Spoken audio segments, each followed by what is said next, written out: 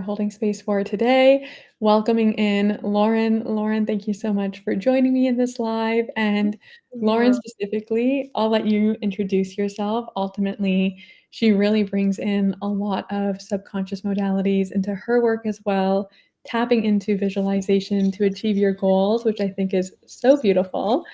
And we're really going to be able to speak to our own definitions with what resilience means to us and how it's even been brought forward in our day to days, both Mm. personally and professionally. And I think it'll be a really gorgeous opportunity as well to extend to the audience, whether you're watching the replay or whether you are joining us live. Feel free to share your input as well through this discussion. Definitely value anything and everything that you have to bring forward. So, Lauren, introduce yourself, share a little Sure. bit about you. Thank you. Thanks for having me. I'm Lauren Best. I'm a certified hypnotherapist, and what I'm going by as of late is a experience designer, but a life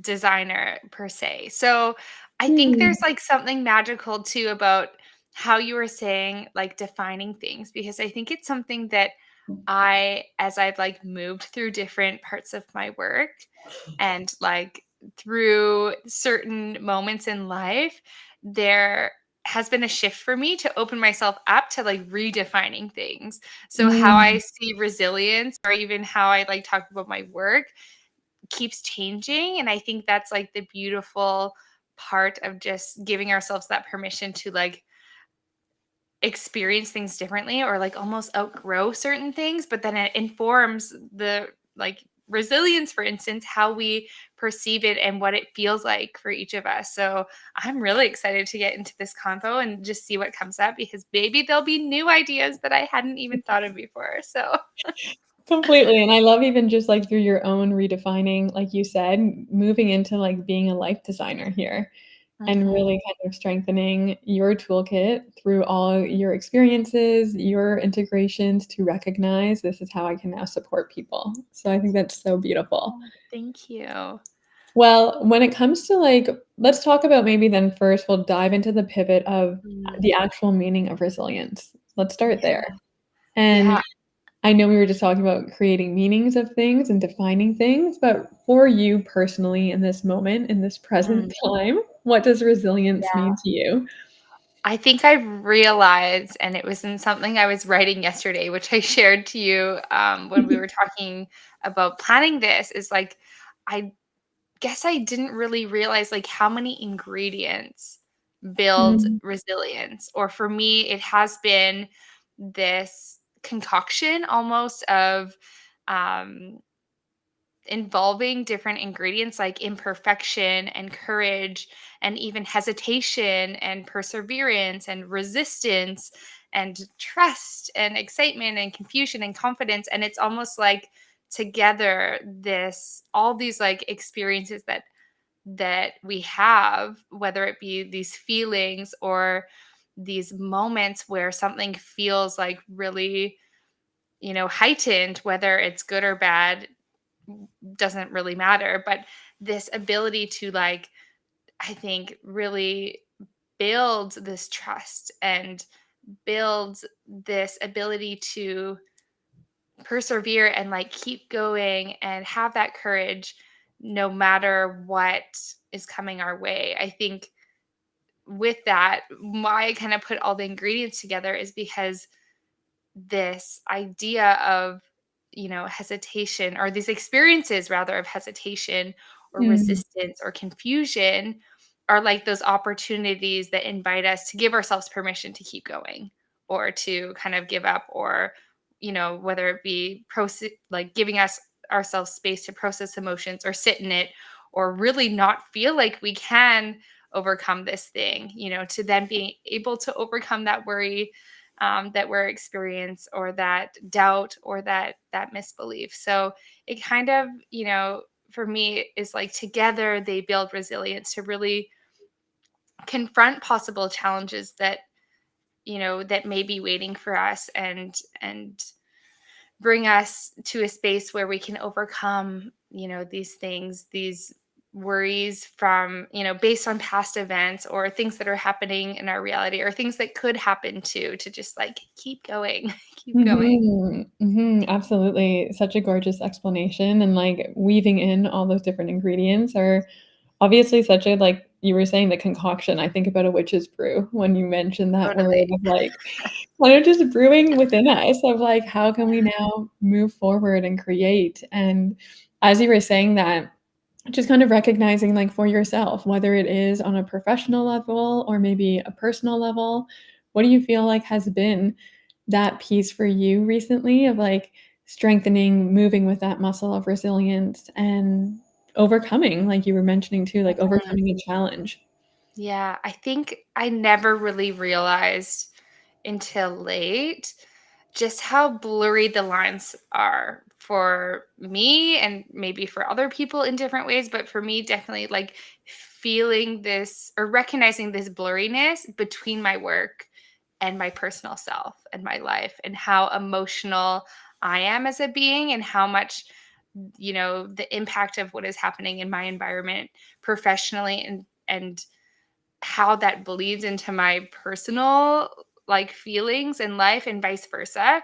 So, having that conscious awareness, I think, of that blurriness for me has given me a lot of permission to be able to separate things in a way that's healthy, but also acknowledge, like, what gets to exist in what place or, like, how I get to recognize, like the different pieces and components that may be happening professionally or personally and how they maybe I get to allow them to exist in different spaces. So I Mhm. think just that recognition of like when there's one thing happening and like I don't know if it's really fully true, but again, this is like that being open to like things aren't black and white, but Yeah. maybe it's like yeah, just this deeper understanding of um now to how that blurriness is informing my work. Like the things that Mhm. I'm going through in a personal level or struggles in my business or like new challenges that I haven't yet had the opportunity to face or experience are like leading into these new emotions or new things that I get to learn about myself that are going to inform the way I support other people. So I think Mhm. blurriness, there's always the blur is going for me. And so I'm just kind of trying to roll with it and see, what feels good and what makes sense for me to, just overcome and work through, but then also what gets to like still exist in a new way and a more empowering way that is informative and supportive. Mhm. I know you and I were talking, like, Yeah. offline a couple weeks ago of, like, a situation that you were moving through, and, like, to Mhm. me, that was, like, a form of informing that element too, Yeah. like you were just saying, like, that blurry line, but how you were able to then see it impacting the personal emotion of things, and then bringing it Mhm. into the professional nuance and growth that gets to unfold, so I think that's equally, like, these little as they might not seem like the most, what's the word that I'm looking for? Like, instrumental, kind Right. of monumental even events that Mm. are happening to Yeah. us, but they are so subtle in ways that it is supporting us to just kind of like we were talking about in the very beginning, like, redefine, is this something that is going to help make me a more resilient individual as I hold space or as I kind of express this in a way maybe that I've never had the opportunity to express before. Yeah, totally, and I see, like, a lot of these moments or opportunities or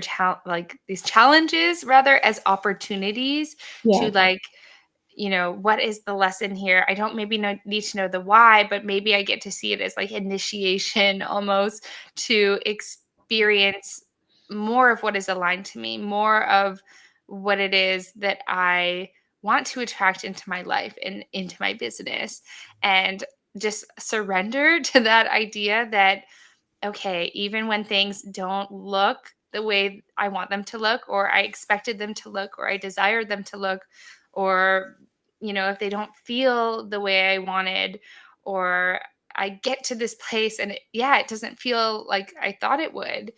It's like, what is the, almost initiation that's coming from this like surrender to just trust that whatever is next is going to be exactly what it is I need. And even this moment, although unexpected or undesired, is exactly what I need to kind of be open to these new possibilities. So it's Mhm. taken a lot of surrender. I think that's like such a beautiful word to maybe even tie to resilience in a way, or thread towards resilience, because for me, surrender has been a big part of that. Mhm. I associate with that word of, like, the surrender, call it, like, even the detachment, but ways of which we've been almost so conditioned to want to have control over Yeah. elements in our lives, both professionally, both even when I think about, like, probably one of my first experiences where I was really starting to strengthen resilience was just through Mhm. training, like competitive swimming, being in Yeah. competitions of running, and it wasn't necessarily in, like, the business facet, but being exposed to such of, like, a higher threshold to stretch my mental resilience, that Mhm. emotional side of things, even the physical.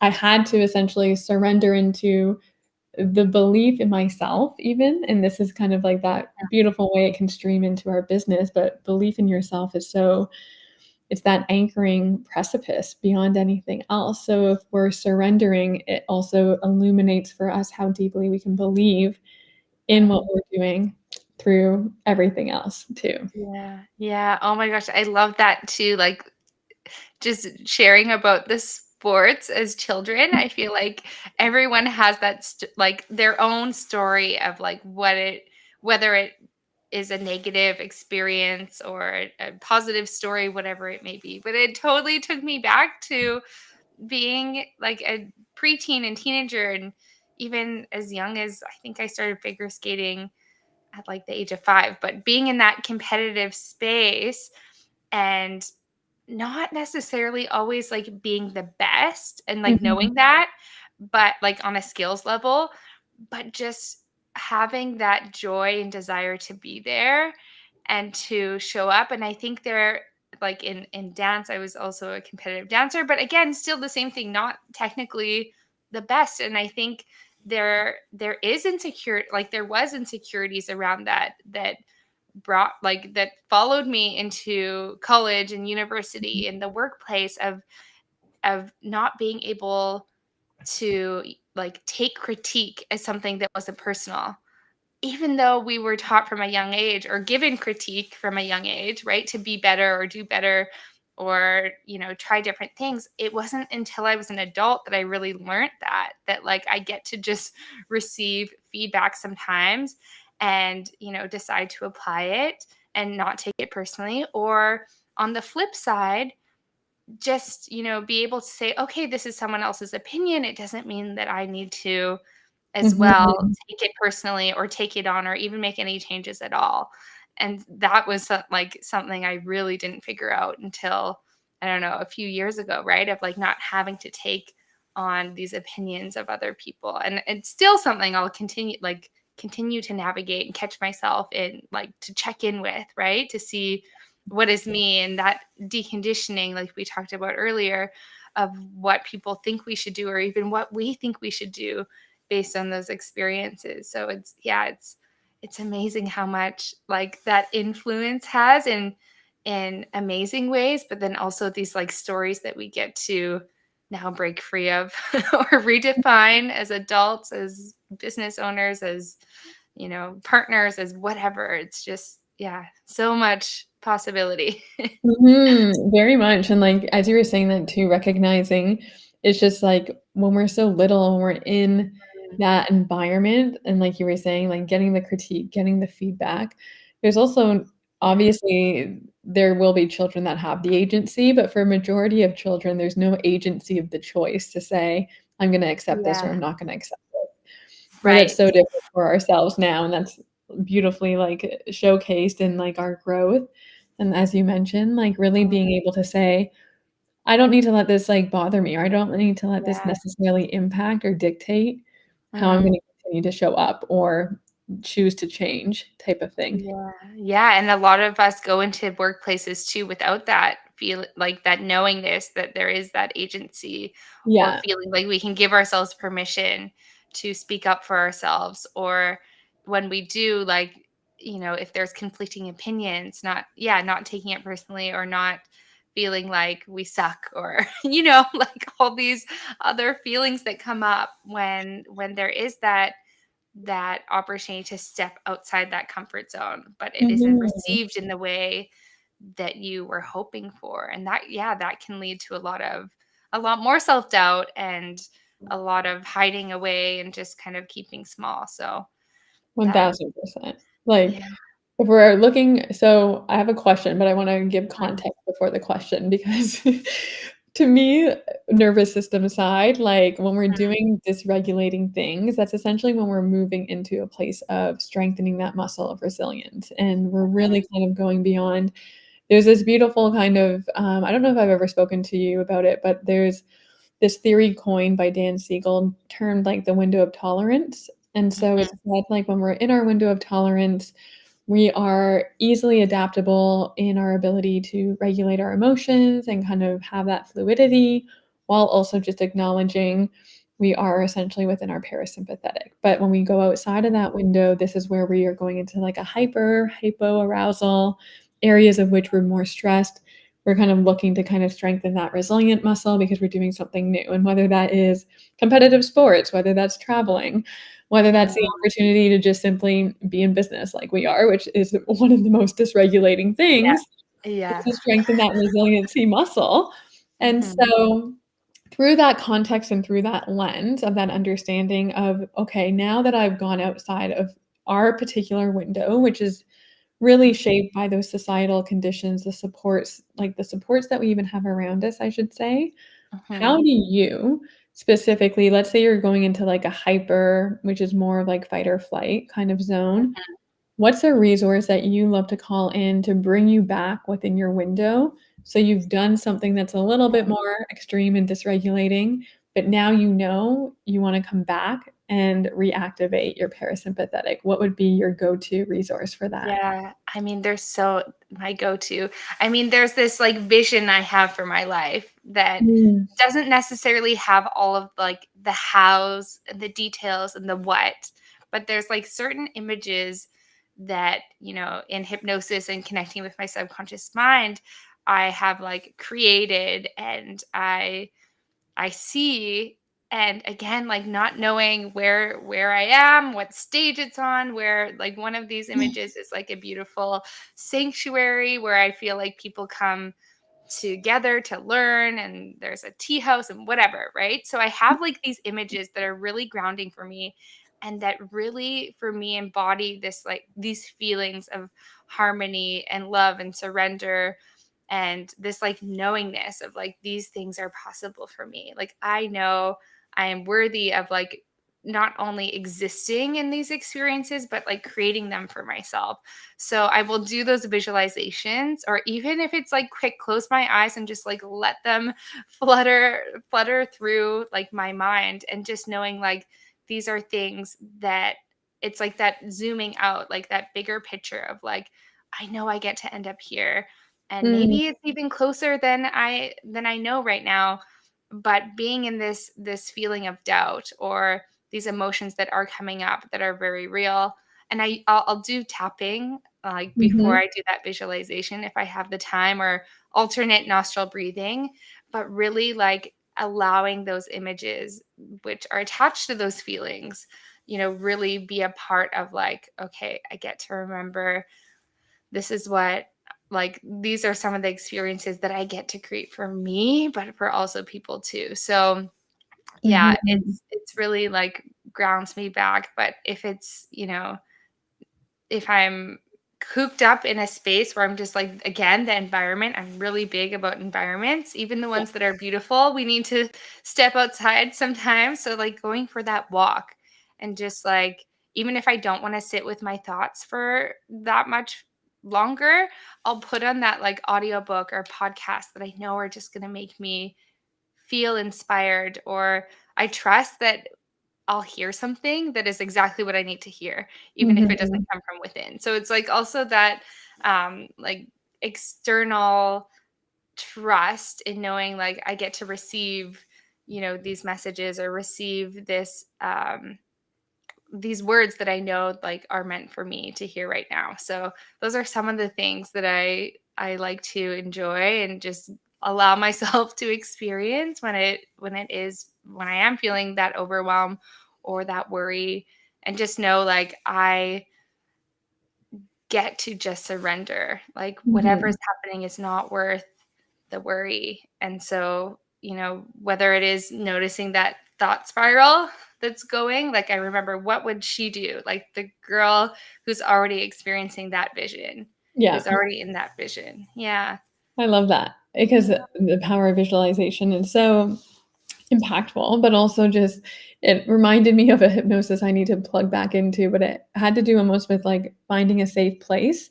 Mm, And that to me, like, as you were describing that, are, like, your safe places and your safe yes. haven of, like, your goals, like you were saying, like, you don't know the timeline, it could be so much closer than you can anticipate, but at the same time, to be able to tap into that, to feel Mm. it, brings you back home. So that's Oh, so yeah.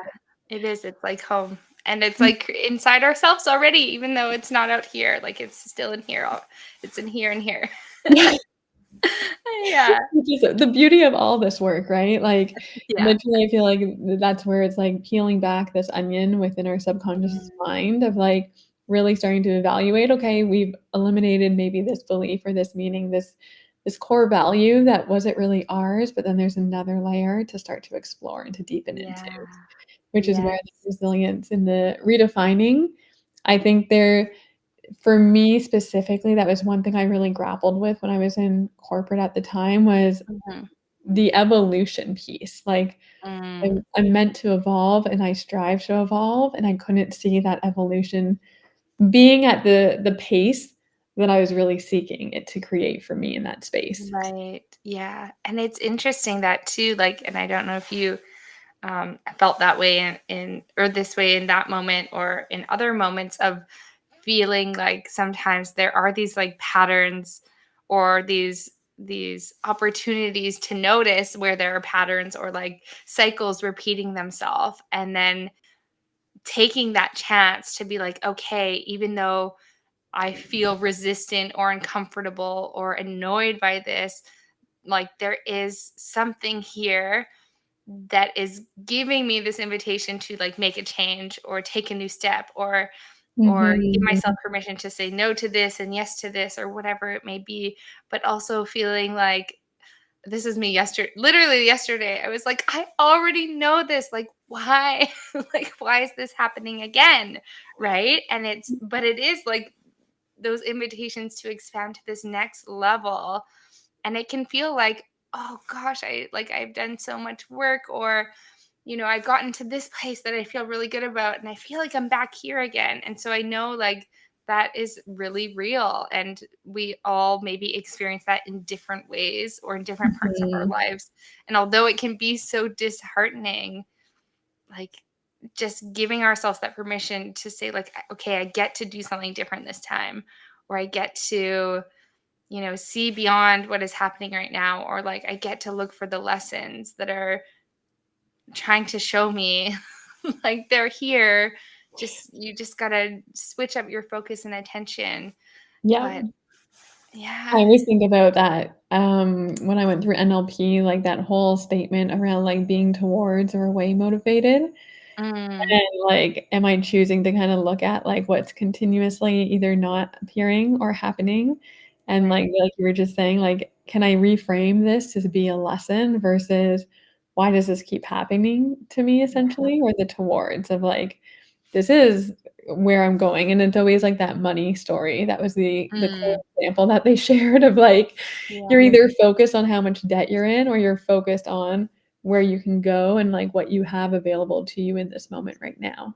Yeah. Yeah. And that's like, yeah, I think another conversation too about, sometimes take, whether it be for business owners taking on work, um, or whether it be like people accepting jobs, because there is that financial security, right? And that 1,000%. desire to feel safe in having that security, but then, not necessarily feeling whole still. Like the money's here, I'm receiving this money, and it's like that wholeness of having the other things you desire, like freedom or this or that, seem to be the missing pieces. So I think there's a lot, like as individuals, right? Whether Mhm. it be the money piece or like realizing like there are other things we actually do get to value more. It's not about, always sharing like, oh, if or feeling like we have only reached this level of success if we make this amount of money. But redefining that,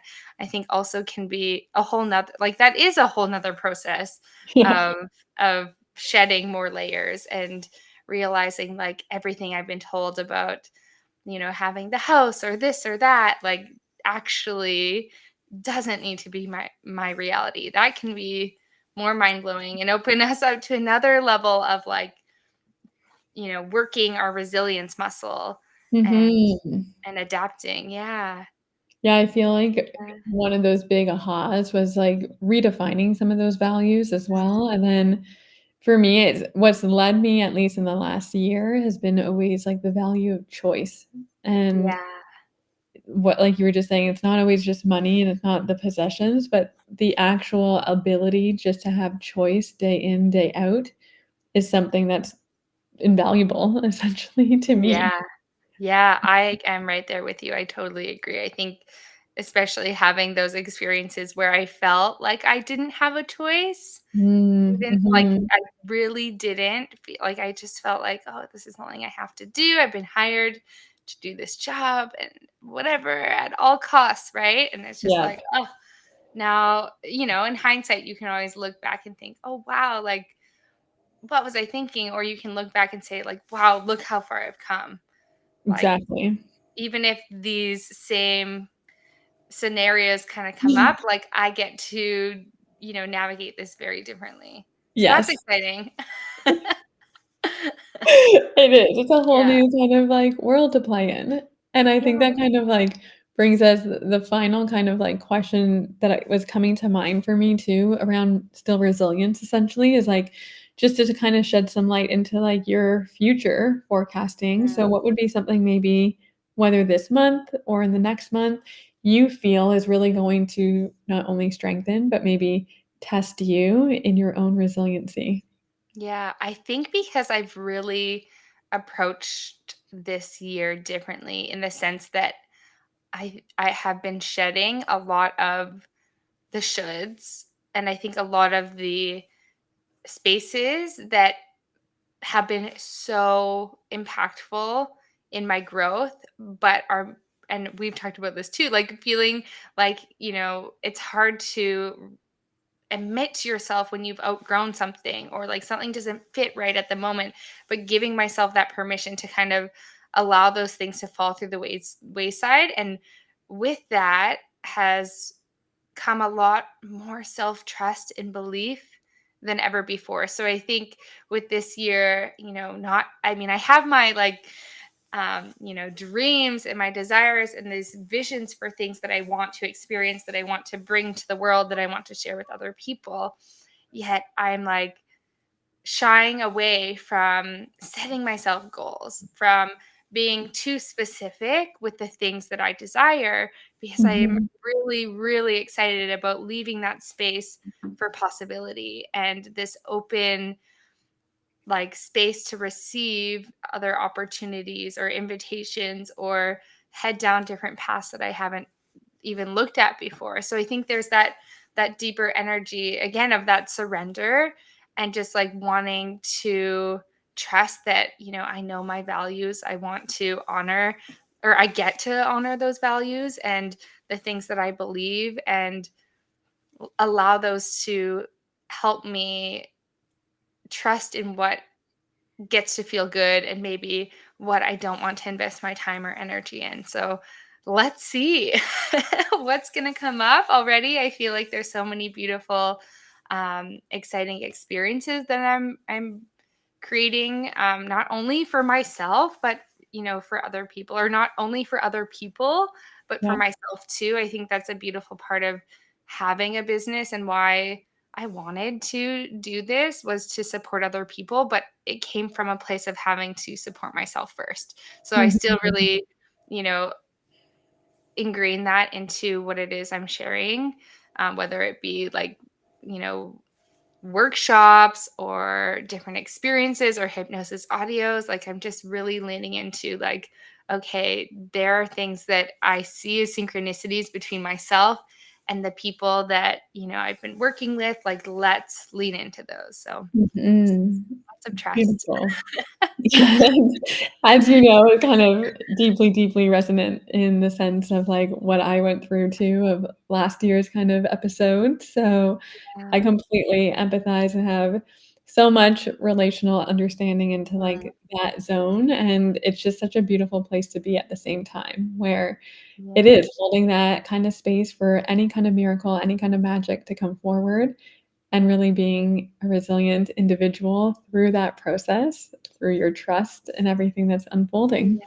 Yeah, and receiving beautiful invitations like this, Mallory. It's been so wonderful to just Yeah. talk on another tangent with you and go deeper and just explore what that, what things feel for the both of us and what that really like in these conversations, what extra magic happens and like what comes to life. So thank you so much for having me. I really do appreciate it so much. My pleasure, and of course, for anyone that does choose to, like, catch the replay here, would still value and love to hear what you find or what resilience even means to you, just because we can all learn in different ways, and really just something, again, of seeing the different threads that it can pull at for each of us.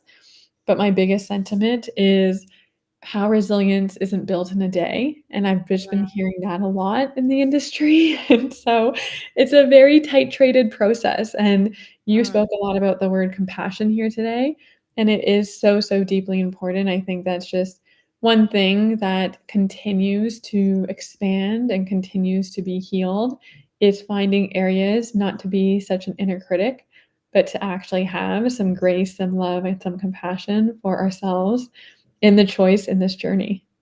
yeah. Oh, so well Thank said. you, Lauren.